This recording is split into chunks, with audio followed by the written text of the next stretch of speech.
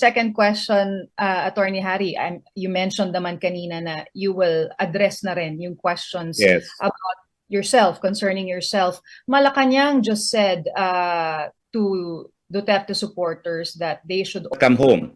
I have to defend my president as a member of the list council of the ICC. Dalawa doon ay dati kong kasama. In fact, that my two former partners are representing the victims. Kaya po kami naghiwa-hiwalay sa law office because of yung dalawa kong partners opted to represent the victims. And after my stint as advising the president on ICC, even when I was POX, and I can confirm that as early as 2019, I've been advising him on ICC matters.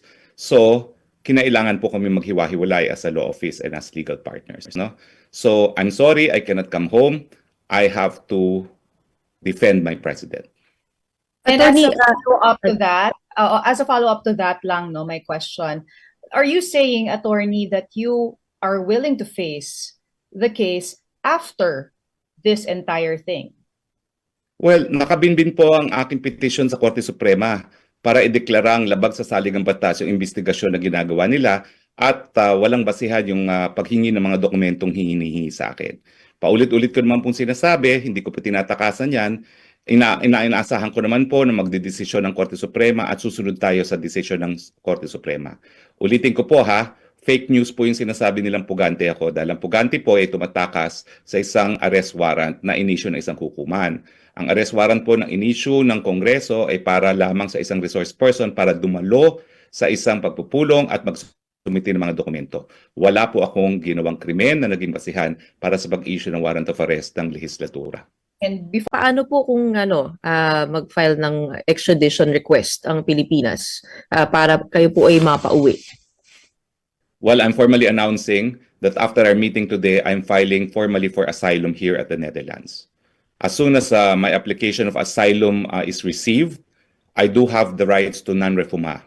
Non-refoulement under international law means, number one, non-deportation until matapos yung investigasyon if I'm entitled to asylum status, and number two, non-prosecution for illegal entry. Pero legal naman ang pagpasok ko dahil meron akong visa. No?